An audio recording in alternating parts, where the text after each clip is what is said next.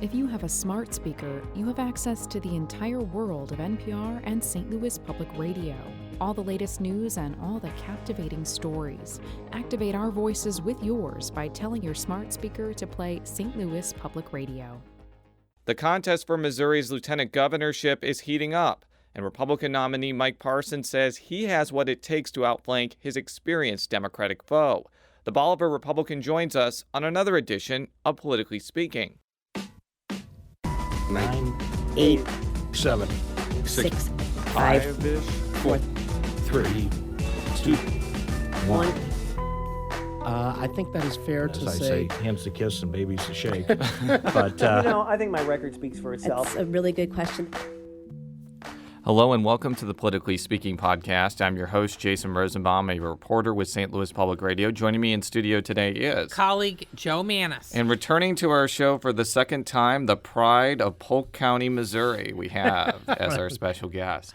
Good to be here this morning, Jason. Well, you got to identify yourself. Oh, Mike Parson. Mike Parson from Polk County, running for lieutenant governor of the state of Missouri. Yeah, state senator. He's a state senator. He's the Republican nominee for lieutenant governor. Let's talk briefly about that because your contest with Bev Randles was very spirited, very competitive, and you ended up prevailing. I'm interested to hearing what your theory is about why you're the nominee right now, basically. You know what? I think any time that you're running, of course, my first time for running statewide office, but if you get involved in the politics and you're running a campaign, truly to me it's all about the candidate and how hard you want to work. And that means going to a lot of events. That means making sure you meet people face-to-face, that you're shaking hands, and that people get a chance to know who you are. And I think one of the things that we did on the campaign trail in the primary is we tried to open myself up to most people where I came from, what I've done, what my accomplishments in life are, and really why I was qualified to be the lieutenant governor of the state of Missouri. And we tried to stay on that point, and we tried to stay focused on the positive side of things. We didn't go down the negative side of things like a lot of camps do to win. And at the end of the day, it was a great victory for us. We prevailed. Needless to say, we were outspent by a large number. Yes. So I was proud of that campaign we ran. I was proud of all the people that helped me, volunteers that did that. And we're going to do the same thing in the general election. We're going to try to stay on message. Now, if you wanted to summarize really quick, why people should, what's your key messages about your background? What makes your background fit with the office? Why people should vote for you? What would you say? You know, I think one thing you have to know where I came from, and I come from a very humble beginning where I'm going to say most candidates haven't. My family never had a lot, so I know what it's like from day one not to have much and have to work all my life.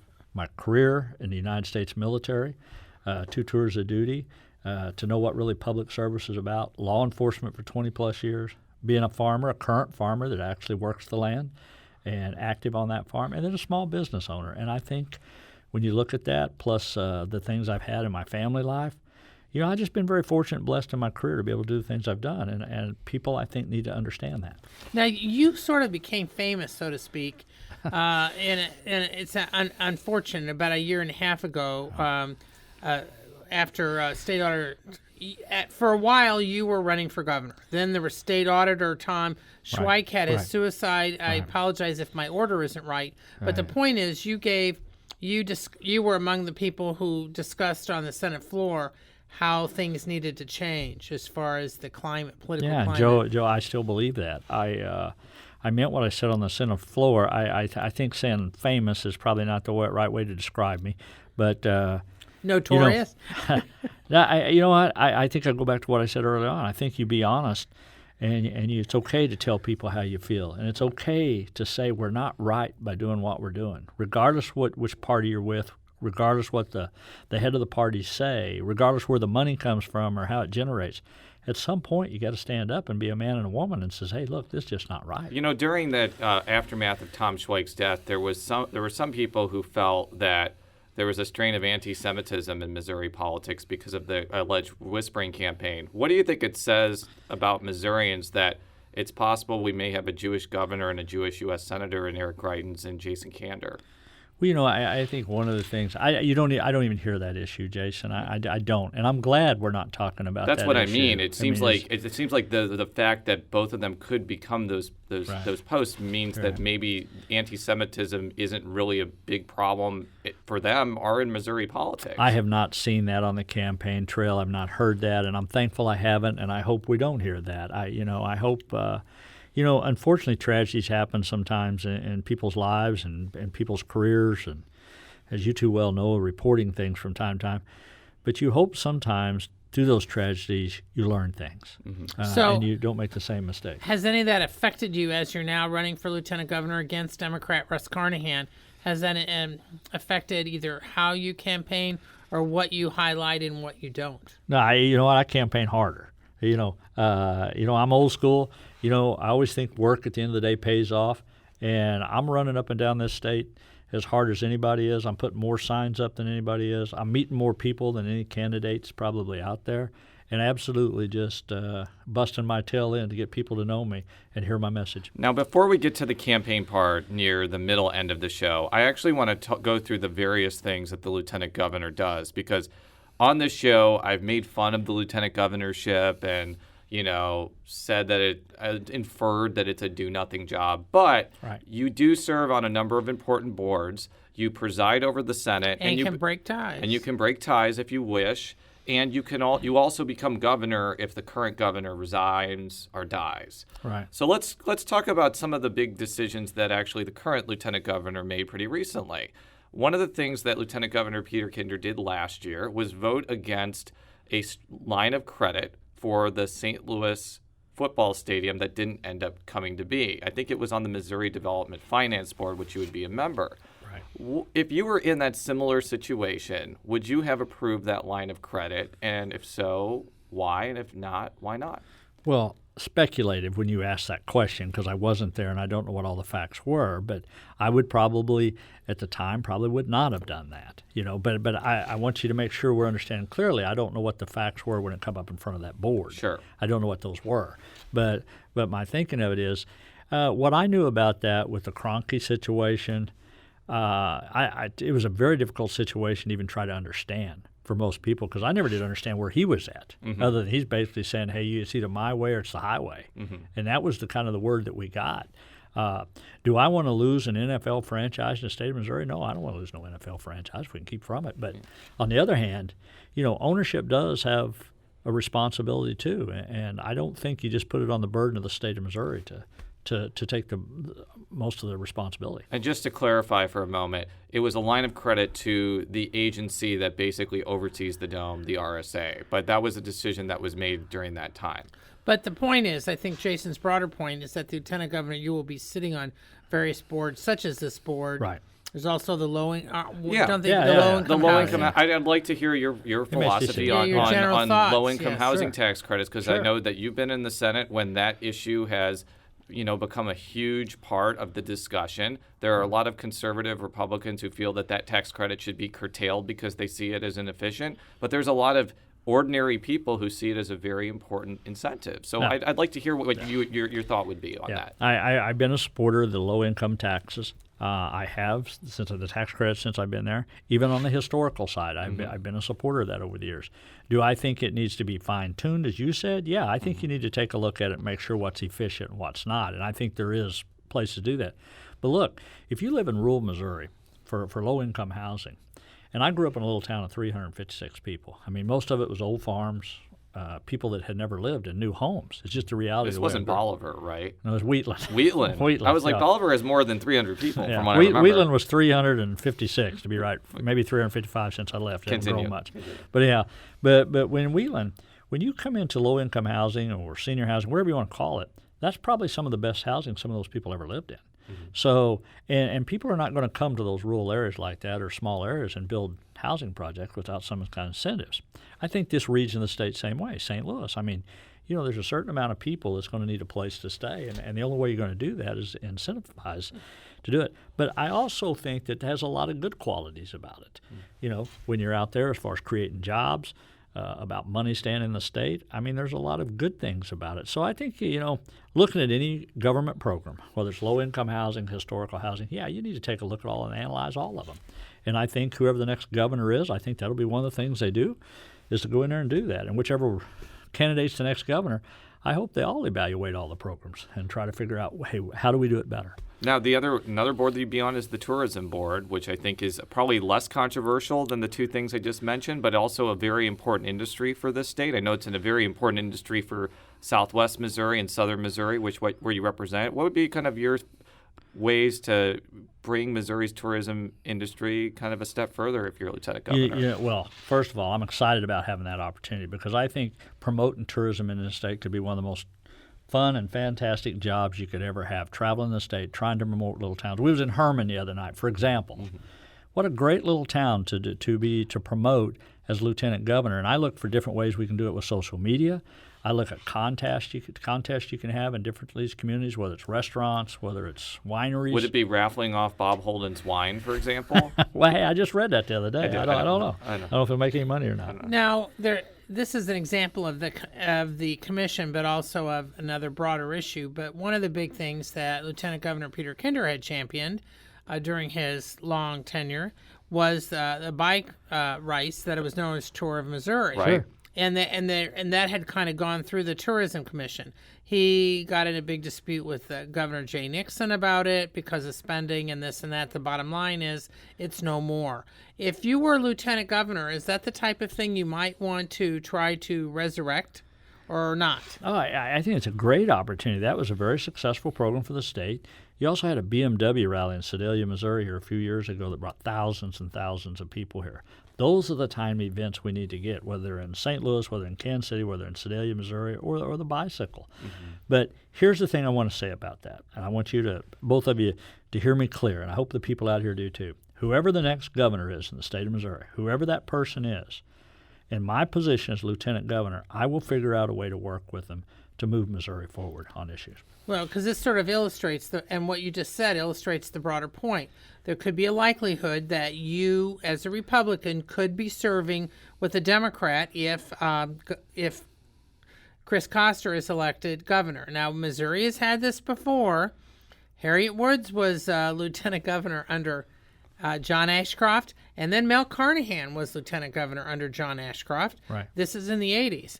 And that there were some tensions there, and in fact, Mel Carnahan got in a court fight with Ashcroft over what his duties were. And one of the constructive things the court fight did was basically at least make the decision that the governor pretty much calls the shots on who's in control when he or she is out of the state. Now, granted, I was not born yet during this scenario, but it is my you don't have to drive but that home. It is my understanding that Kenny Rothman and Kit Bond actually got along reasonably well with each other. It might have been because Kit Bond was term limited and Kenny Rothman didn't really need to fight him, but Rothman had been a legislative leader. But that's an example. Yeah. But I mean, that's an example of a Democrat and a Republican can work together. So I'd like to hear your philosophy on that. Hopefully my record will speak for that, and I encourage you to ask other legislatures on the other side of the aisle, my friends that are over there. Here's the bottom line: there is going to be some issues that you know that you're never going to agree with on the political side. It may be social issues, it may be something, but you're never going to agree on them. So walk on. Get to the points that are important. Get to infrastructure. Get to tourism. Get to education. Those things are not Democrat-Republican philosophy. Those are things, what's good for Missouri. I will find those grounds. I've always believed there's a huge difference between a politician and a statesman, and in Jeff City. And it's the guys that get in a room and you talk about the issues and you quit worrying about where the powers to be in the political arena are, and you try to figure out, okay, can we get this done? And at what portion can we get it done? You might not get to hit a home run, but you might get to hit a single. So at this point, do you feel that your contest is being affected at all by the other contests? I mean, we'll get into the broader issue later, but just from the fact that there is kind of a rather nasty race for governor, and do you think that you're going to manage to avoid that? Well, Joe, I don't know. You got the national level going on, you got the governor's race going on, and how that's going to affect the down-ticket races. I'm going to go back to what I said early on. I think for you, if you're a down-ticket guy like me, you better have your tail end out there working. Mm-hmm. And you better take care of don't be relying on somebody above you to take care of you. You go out there and you work your campaign and let people know where you stand and let you know who you are. Now, what do you see as the biggest differences between you and Russ Carnahan? You know, if you take a look at our records, I mean, just from the beginning to the end, when we started our careers and where we're at, I think, one, my service to the United States military is a huge thing to me. It's one of the most highest honors I've ever had serving. My law enforcement career over 20-plus years. Being a third-generation farmer that currently farms, and agriculture is the number one industry in this state. Small business owner. And if you take Russ, in fairness to him, he's a trial attorney. He served in Congress. His wife's a lobbyist. And most of his ties are in Washington, D.C., or the St. Louis region, I believe, where he lives. He's voted with the President of the United States 99% of the time. And let me just say this. There's not a Democrat or Republican in the state of Missouri I truly believe would line up with the President of the United States, Barack Obama, 99% of the time. Cap and trade was devastating for Missouri. He supported that. Obamacare, he supports that. And we all know now that there's huge issues with Obamacare. It's either going to be thrown out or it's going to be fixed, but everybody's now saying you have to deal with it. And I think just the difference between his record of what he's done in his career versus my record is a clear difference. And I just think the difference between me and Russ Carnahan is day and night. And I feel like I'm running more against the name than I am the individual. Yeah, I was going to ask you about that, and Joe was going to ask you about that. Yeah, because I mean, being a little older than Jason, I mean, I covered Mel Carnahan extensively for at least 15 years before he died, and knew Russ Carnahan then from the standpoint of when he was in the State House. And the point is that the Carnahan name does have some panache. It doesn't always. Robin Carnahan, his sister and Mel Carnahan's daughter, was elected Secretary of State, but then when she tried to run for the U.S. Senate, Roy Blunt handily beat her. It was a Republican year. It was an off-year election, so there was a lot of things that were in play. Right. But my point being, you can't just rely on that name. But how is it, I mean, so you're saying that you are running against the name a bit. Do people bring that up to you, or I think a lot of times, and like I said, I don't know Russ. I've shaken his hand once, so I don't know him personally whatsoever. I've never served with him or anything, but most of the people that you travel the state just absolutely tells you that. Says, hey, it's not him you're running against. You're running against his last name, because I don't think his public service record is all that great a record. I mean, I don't see that, or I don't hear anybody saying, hey, he did this or he did that. When he's in public service, and when you look at the national debt rises $8.8 trillion when he's there. And, he voted for himself a pay increase. I mean, those are things that are fair for people to know to make a decision on who they vote for. Those are not things that I'm making up here or just pulling out of the air. These are things that he actually done. And my whole point is, why would we think somebody that's been a U.S. congressman with that record, why are they good for Missouri? And he'll get an opportunity to say that. But to me, Missouri, we're trying to do the right thing here. I'm not for sure Washington values is what we need here. So I got to ask you about his latest ad, because it has directly attacked you. It not only includes Democrat Nancy Wilson, but also your former chief of staff. I don't actually know how to pronounce his name. I've met him a couple times. And there was a story in the Star where he made all sorts of allegations against you. Right. In the ad, it talks about how you've taken lobbyist gifts and money from a company that wanted to take over Missouri farmland for China and whatnot. Right. First of all, were you surprised by the structure of the ad, that it featured your former chief of staff? And two, were you surprised by what you were being attacked against? Yeah, you know what? It's again, you got an employee that left under situations that wasn't the best of situation. Okay. He resigned. Look, my work ethic and I'll tell you the first thing, I'm a hard guy to work for. Because when you work in my office, and you can ask my staff today, and I encourage you both to call them, we work. I mean, and unfortunately this staff member had a tendency, he wanted to stay at home. He didn't want to come in. He didn't want to put the hours in that he should have put in. And by the way, his name is Bubs Julian. Yeah.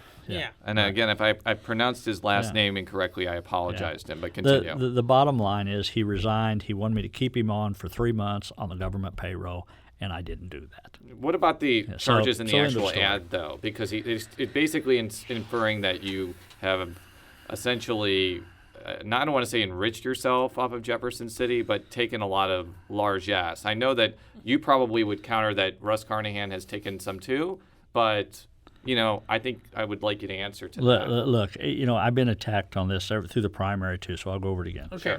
For 12 years, people come up with this, that you had all this plush lifestyle you've had up there. The biggest part of that was in a trip when I went to Israel. That was paid by the Jewish Federation of St. Louis.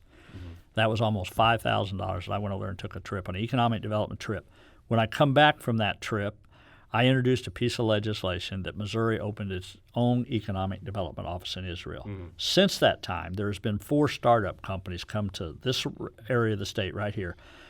And I just met with some of them today before I come over. There's 28 more that are in the discussions of coming to Missouri. Yeah, if they want to criticize me for going there, fine, that's part of it. You know what? You can go over this gift situation all along. Just let me give you a couple of scenarios. Sure. And you can look all you want. I got 4 MU basketball tickets one time for a kid that has autistics because he couldn't go on a senior trip. And they call me, his parents do. And do I have the ability to call someone and say, hey, can I get 4 tickets to this? Yes, and I did. I'm not afraid to discuss that with anybody, anytime. But I'm going to tell you, I believe that there's honor and integrity in what I do. And I believe it's up to the individual legislators to maintain that. You're not going to find any plush gifts, anything I've done that's been inappropriate that I'm not afraid to tell my people back home on that.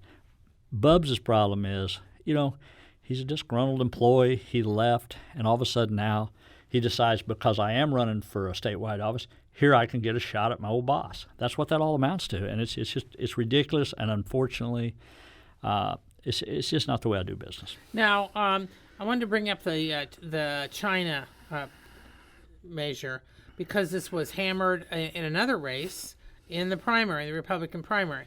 The reason is because I've written about this earlier, is that this was a measure that eased some of the state's restrictions on foreign ownership of agricultural land, although there still remain strict provisions, A, and B, while the Republican-controlled General Assembly passed it, Governor Jay Nixon, a Democrat, signed it. So it wasn't. This was not like some sort of override thing. So I'm just wondering, how big of a issue do you hear when you're campaigning about that? I mean, as I said, in the Attorney General's race in the primary, that was a huge thing. But I mean, just kind of your thoughts about First this. of all, I don't hear it at all on the campaign trail, and I think when you look at my background as probably one of the strongest ag leaders in the Missouri General Assembly, I think you're going to find hard pressed for me to ever say that, hey, I'm going to let the Chinese government, which they use, which is totally inaccurate about that too, Right. Because it just wasn't the Chinese government that goes into foreign oil. Missouri is heavily protected from outside organizations coming into this state. Always has been, always will be. The heart and soul of this state is agriculture, the number one industry in this state. I don't think there's been a larger advocate than me in this. So, he can run all the phony ads he wants about me, but I think he's going to have a hard time ever putting to me that I'm not going to be supportive of agriculture in the state. He's going to have a rough time selling and people. I'll ask this question of him, but one of the things that was brought up in that Holly situation was there were some Asian American groups who spoke out against the emphasis on China and thought it was a racially tinged attack. I'm curious if you think that as well. Well, you know what? All we did is use this in a commercial. Yeah. I mean, nobody else is coming here talking about this other than us in the political arena. We're the ones, whoever these guys were, made these ads. Yeah. This was never even a discussion before politics got involved. But I feel like, I'm not even going to use the word people say or some say. Yeah. When I saw those ads, including like the reference to yours, Right. my thought is that the impetus behind that is to scare rural Missourians because there may be some racial animus against Chinese people. Right. I mean, that was directly alleged in the Holly situation. Well, I mean, the backdrop of this is that a Chinese firm bought Smithfield Farms, which Right. is a major pork producer, Right. and they've got some operations in Missouri. That's really what this was all about. But I feel like, this has been going on for decades, if not centuries, that there have been political people that have used the fear of kind of Asian influence in a very derisive and racially tinged way. So that's why I'm asking you if you think that what's going on here. Because sure, yeah. Anytime you're using those kind of commercials, you're trying to build on people's emotions. Mm-hmm. That's what that's all about. I mean, there's, again, factual basis. What about New Zealand farmers that are here? Yeah. Good farmers are running dairy farmers now, Southwest Missouri. They're doing what they're supposed to do. But they're not using New Zealand farmers invading Missouri in ads. Because it's not yet. Yes. But I mean, that's why I'm bringing. I don't mean to harp on this point, but I'm not the only one who noticed that line of attack during the primary, and there were people who were. And this is not a criticism toward you. This is more of something that people brought up about this line of attack, basically. Yeah. Now, but looking at this at a broader picture, segueing from this, you're talking about emotions. There's also strong emotions at the top of the ticket. Between Trump and Hillary Clinton. We are not a battleground state on that race. At least that's the perception. Not yet. The whole issue is whether or not Trump, who is expected to carry Missouri, carries it by a lot or just a little bit. That's the reason we're not seeing too many of the presidential ads, because the Democrats do not need Missouri to win the White House. The Republicans assume they will have it. If that changes, then you might see ads or more visits in the last couple weeks. But that said, a lot of people are looking at whether or not Trump's edge is, let's say, 5 percentage points or less, or more than 5. If it's less, there's contention that this could be trouble for Republicans down ballot, depending on, in some of the more spirited contests. How do you see it? How do you think that may or may not affect your contest? There had been speculation for months about the quote Trump effect of some rural Missourians, working class Missourians like in Jefferson County and South St. Louis County being whipped up in favor of Trump. From your neck of the woods, what are you seeing? What are you hearing? And what impact do you think it might have on your race? Well, first of all, I think the Trump syndrome out there is real. I think there's going to be a lot of people come out and vote for Donald Trump in the state of Missouri. Is that still hot, or is any of this accusations against him tamped some of that down? No, I think it's just as hot as it was a month ago. You've got the people on both sides of that issue that are pretty pumped up. And you see signs of that all over the state. You see more and more signs. Now, because the Democrats are here, Hillary Clinton's not coming to the state of Missouri. Unfortunately, the way the system's set up right now, there's only about 5 battleground states, and they're all going to isolate on them. So It doesn't matter whether it's this race or another race. That's just the way this is going to be. But I think Donald Trump makes a difference. If he wins by 8 points versus 5 points, that makes a difference in my race. Yeah, because this is why. In 2012, Mitt Romney won by 9 points, but because Todd Akin imploded so badly, it affected the rest of the ticket. Right. Now, again, I've said this on this show before. We're 14 days out. One of these two candidates could make a colossal blunder, but I haven't seen Eric Greitens or Roy Blunt make a Todd Akin-like mistake so far, which means. But on the other hand, there have been some who's saying that one of the reasons the U.S. Senate contest, in particular, between Jason Kander and Roy Blunt are so close, is one of the things that's affected it is the presidential race, and the fact that maybe Trump isn't as strong here as some hoped. But on the other hand, that the Senate contest here is among about a half dozen nationally that will probably be pivotal in determining whether Republicans or Democrats control the Senate.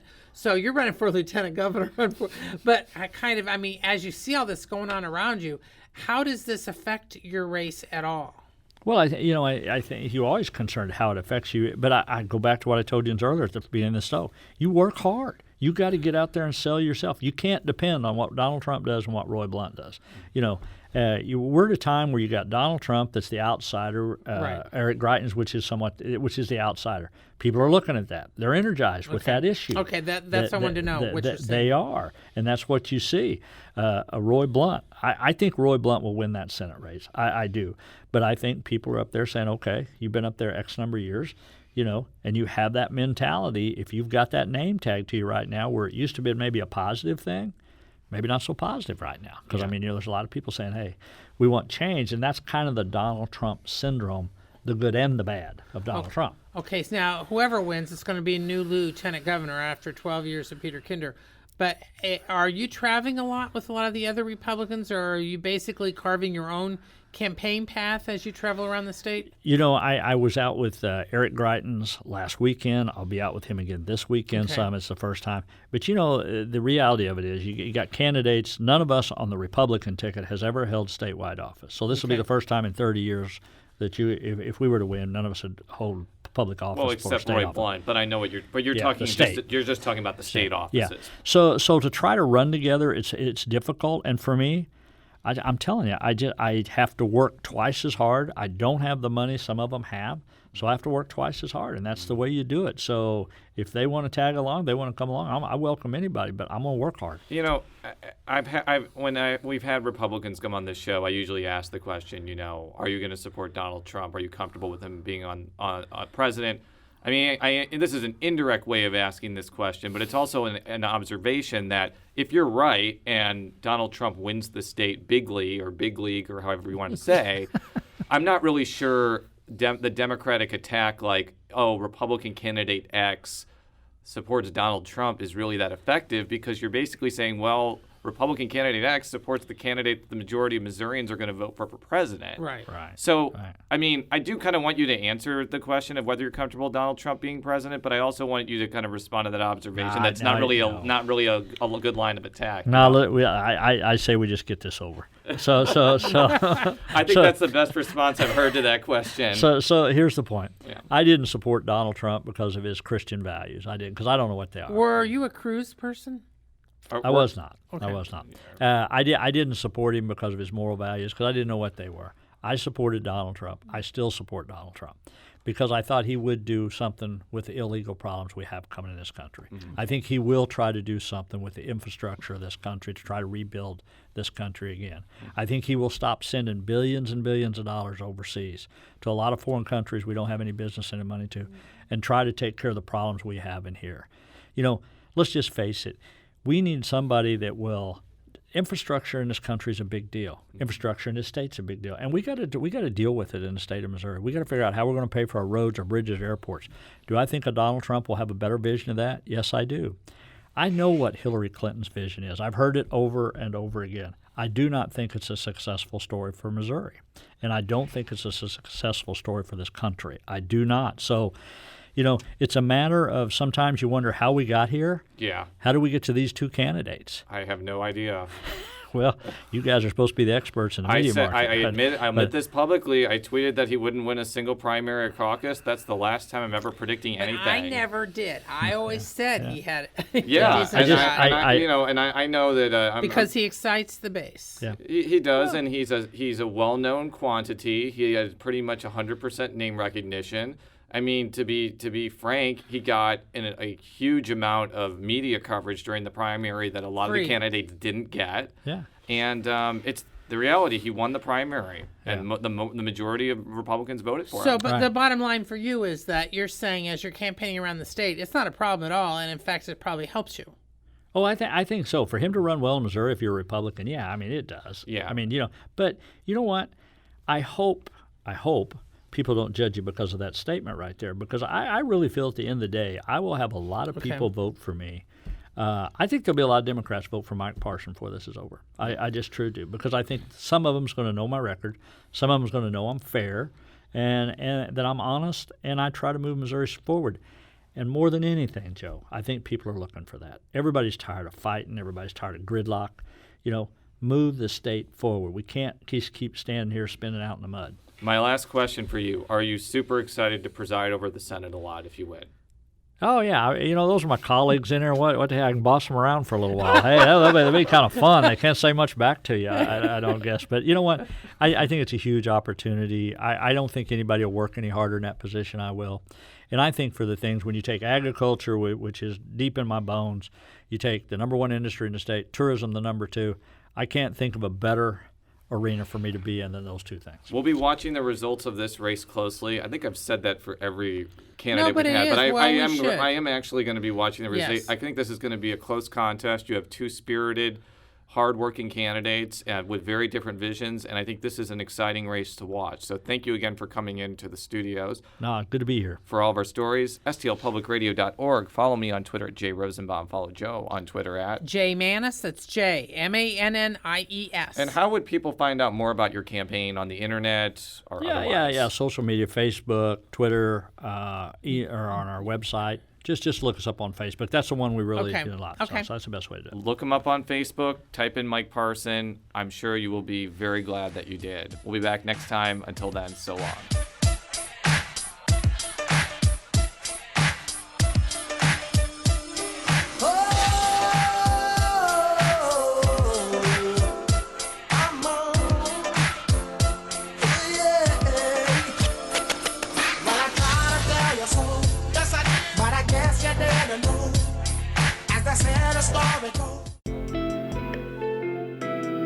The Gateway brings you the day's news from the St. Louis region and across Missouri.